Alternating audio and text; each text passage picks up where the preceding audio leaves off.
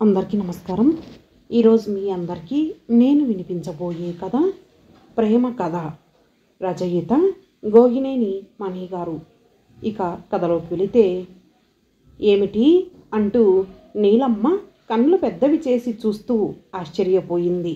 అది చల్లని సాయంకాలమే అయినా మిట్ట మధ్యాహ్నపు టెండ ఆవిడ మొహంపైకి వచ్చింది. కందకడ్డల ఎర్రబారిన మొహంతో నిజమేనా అంది మళ్ళీ. గంగి గోగుల ఎదురుగా నిలబడిన శాంతమ్మ తప్పు చేసిన దానిలా తల వంచుకునే అవునన్నట్లు తల ఊపుతూ నిస్సహాయంగా నిట్టూర్చింది కూడా. ఆవిడే పెళ్లికూతురు తల్లి. నీలమ్మ విసురుగా మాటల తూటాలు వదిలింది.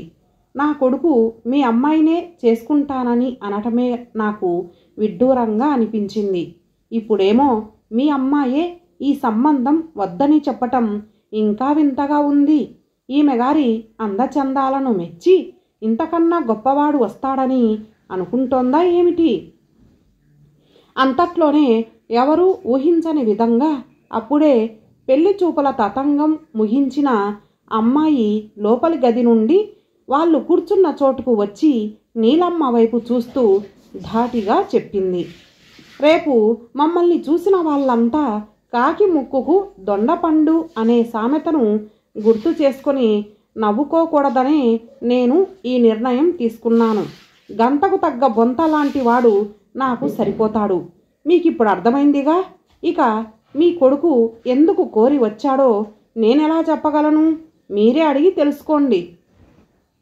ఆ అమ్మాయి ఆ రెండు మాటలు చెప్పేసి ఒక్క నిమిషం కూడా ఆగకుండా లోపలకు రివ్వున వెళ్ళిపోయింది. నీలమ్మ కొడుకు వైపు నిరసనగా చూసి, బాగానే అయ్యిందిగా, ఇక వెళ్దాం పదా అంటూ లేచి నిలబడింది. అతను తల్లితో ఒక్క నిమిషం ఉండమ్మా అంటూ ఆ అమ్మాయి వెళ్ళిపోయిన గదివైపుగా వెళ్ళి 2 నిమిషాల్లో తిరిగి వచ్చాడు. చిరునవ్వుతో, ఆ అమ్మాయి పెళ్ళికి అంగీకరించిందమ్మా. ఇక పెళ్ళి ఎప్పుడు ఎక్కడా లాంటి విషయాలన్నీ మీ పెద్దవాళ్ళు నిదానంగా మాట్లాడుకోవచ్చులే అన్నాడు. నీలమ్మ ఓ క్షణం కొడుకు వైపు విచిత్రంగా చూసి రుసరుసలాడుతూనే కొడుకును అనుసరించింది. ఇంటికి రాగానే, ఆ అమ్మాయికి ఏం చెప్పి ఒప్పించావురా అంటూ నిలదీసింది. తల్లి కోపం చూసి విశ్వం నవ్వేశాడు. గంతకు తగ్గ బొంతలా మారటానికి నేను నా రూపురేఖల్ని ఎలా మార్చుకోవాలో చెప్పమని ఆ అమ్మాయినే సలహా అడిగాను. నా వైపు ఆశ్చర్యంగా చూసి, నేనేదో ఉద్యోగం చేసి బాగా సంపాదిస్తున్నానని అనుకుంటున్నారేమో. నాది చాలా చిన్న ఉద్యోగం అని, అది కూడా పెళ్లి తర్వాత మానేస్తానని చెప్పింది. నేను నాకేం అభ్యంతరం లేదన్నాను. ఉద్యోగం చేయటం మానటం అనేది పూర్తిగా తన ఇష్టమేనని చెప్పేశాను. అప్పుడు ఆ అమ్మాయి సరేనంది. అసలు ఆ అమ్మాయి అంటే అంత మోజు ఎందుకు వచ్చిందో అది చెప్పు అంటూ మళ్ళీ రెట్టించింది నీలమ్మ. ప్రేమ అంతే అనేసి ఊరుకున్నాడు. ఆవిడకు చిర్రెత్తుకొచ్చినా చేసేదేం లేక మిన్నకుండిపోయింది. అవతల పెళ్లికూతురు కాదంబరి తల్లిదండ్రులకు కూతురి పెళ్లి విషయం వింతగానే ఉంది. మీ అమ్మాయిని చూడటానికి వస్తున్నాం అని మధ్యాహ్నం కబురు పంపి సాయంకాలం వచ్చారు తల్లి కొడుకు. వాళ్ళు తమకి 2 వీధుల అవతల ఉంటున్న వాళ్ళేనని వీళ్ళకి అప్పుడే తెలిసింది.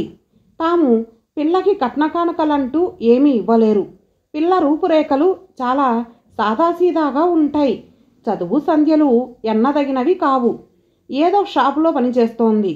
పెళ్లి కావటం కష్టమేనని అభిప్రాయంతో ఉన్న పిల్ల తల్లిదండ్రులకు ఇలా ఎదురు సంబంధం వెతుక్కుంటూ రావటం విడ్డూరమే అనిపించింది. వయసు మళ్ళిన వాడెవరు అయి ఉంటాడు.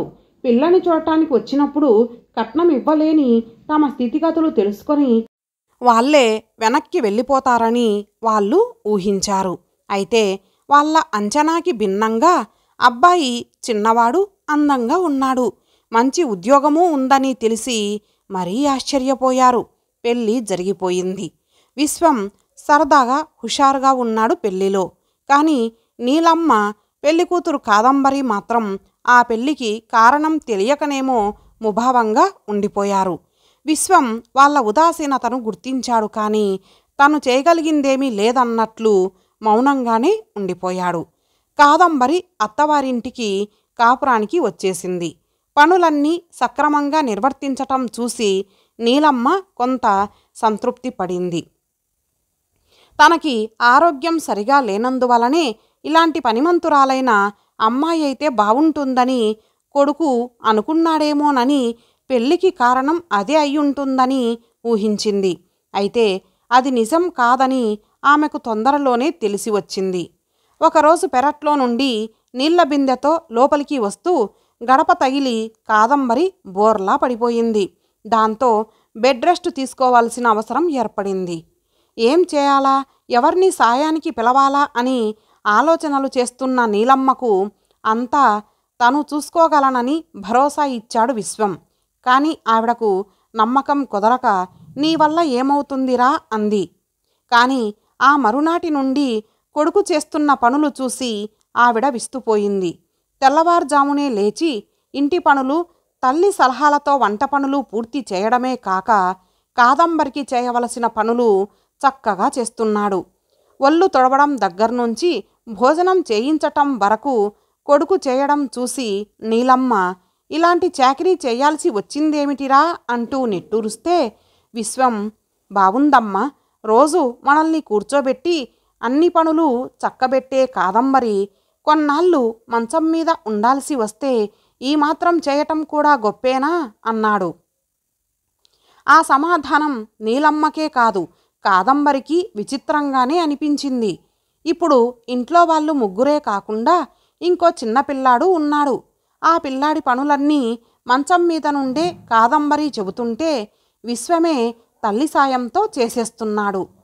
ఆ మధ్య విశ్వం పిలుపుతో ఆ ఇంటి అల్లుడు కాంతారావు వీళ్ళింటికి వచ్చాడు. 5-6 ఏండ్ల క్రితం విశ్వం అక్కయ్య యాక్సిడెంట్లో చనిపోయింది.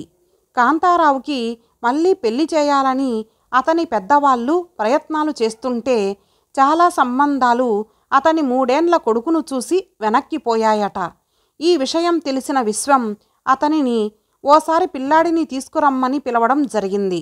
అతను వచ్చిన రోజున నీలమ్మ ఎవరో దగ్గరి బంధువులను పిలిపించి ఆ పిల్లాడి పేరున వాళ్లకున్న పొలంలో ఎంత పెడతారు, పోషణ వివరాలు లాంటివన్నీ మాట్లాడుతుంటే కాదంబరి వాళ్ళ దగ్గరకు వచ్చి ముడుచుకుపోయి కూర్చున్న ఆ చిన్న పిల్లాడిని తీసుకొని లోపలకు వెళ్ళబోయింది.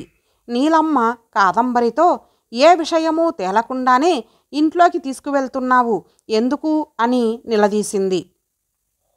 వీడికి ఈ వయసులో కావలసింది అమ్మ లాలన మాత్రమే, అది నేను ఇవ్వగలను.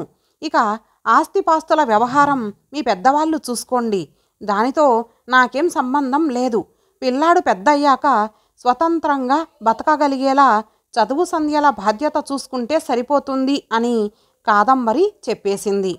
కాంతారావు వెంటనే లేచి నిలబడి, నా పిల్లాడికి ఓ బంధం ఏర్పడింది, వాడి గురించి నాకిక దిగులు లేదు.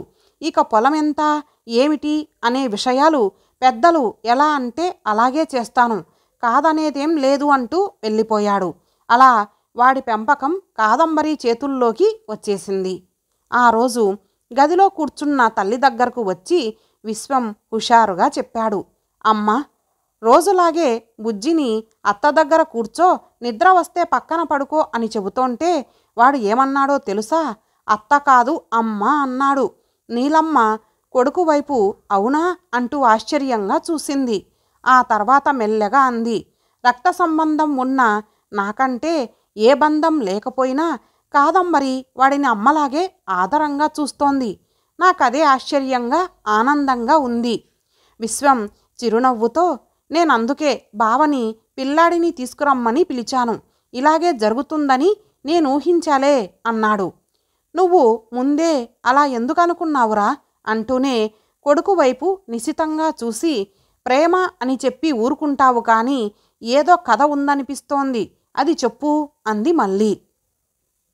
కొడుకు చేయి పట్టుకు లాగి తన పక్కన కూర్చోబెట్టుకొని చెప్పు అంది.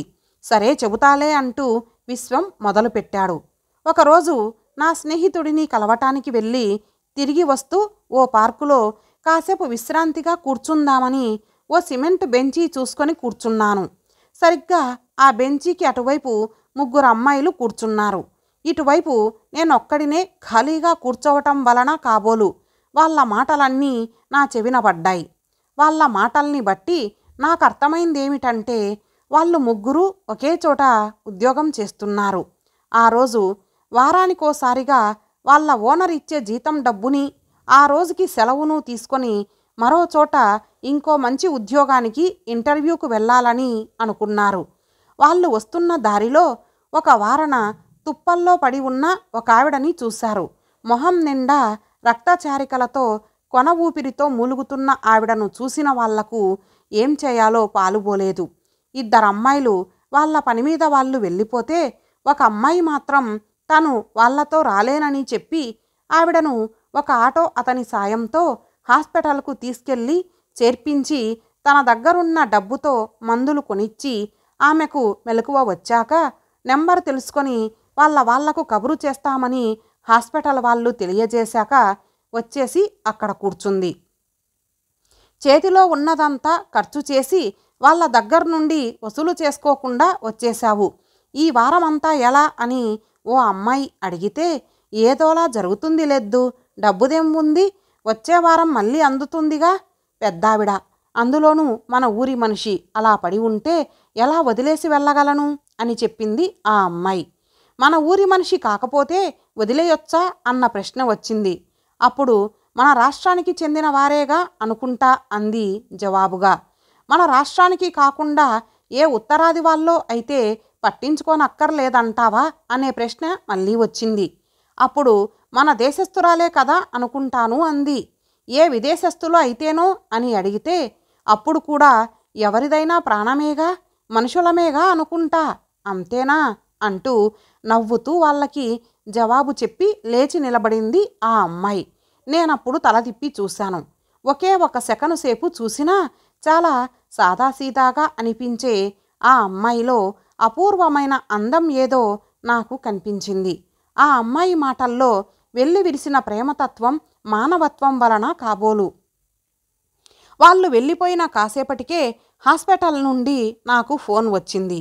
మీ అమ్మగారు ఎక్కడికో వెళ్తోంటే దొంగలెవరో మెడలోని గొలుసు కోసం గాయపరిచి రోడ్డు వార తుప్పల్లోకి లాక్కెళ్ళి పడేసిపోయారు.